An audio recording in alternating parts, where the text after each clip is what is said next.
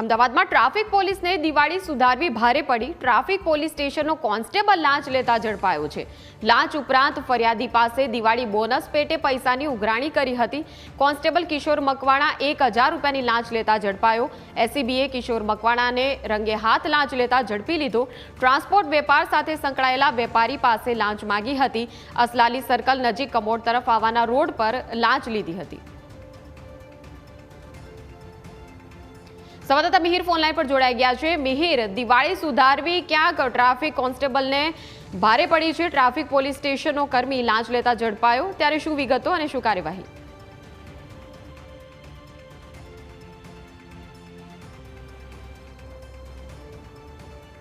મિહિર, અમદાવાદમાં traffic police શંકાના દાયરામાં છે। Traffic police સ્ટેશનનો constable લાંચ લેતા ઝડપાયો છે।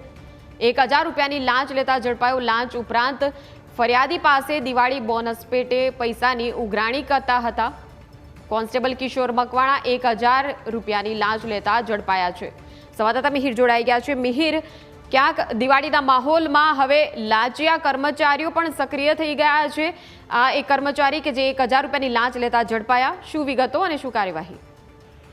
બિલકુલ મયુરી, જે પ્રમાણે અત્યારે હાલમાં નજીકમાં દિવાળીનો તહેવાર આવી રહ્યો છે ને, બીજી તરફ જ્યારે કોઈ પણ ડ્રાઈવર કે ગાડી ચાલક કાર ચાલક હોય છે પોતે નિયંત્રણ કરતા હોય ત્યારે તેને મેમો આપવામાં આવતો હોય છે, પરંતુ ક્યાંક ને ક્યાંક અત્યારે હાલમાં આ નાની મોટી લાંચ છે જે સ્વીકારવા મામલે જે અત્યારે હાલમાં પોલીસ કોન્સ્ટેબલ છે જે કિશોર મકવાણા કરીને પોતે અસલાલી સર્કલ પાસે ઉભા હતા ને ત્યારે પોતે આવી રીતે 1000 રૂપિયાની લાંચની માંગણી સતત કરી હતી।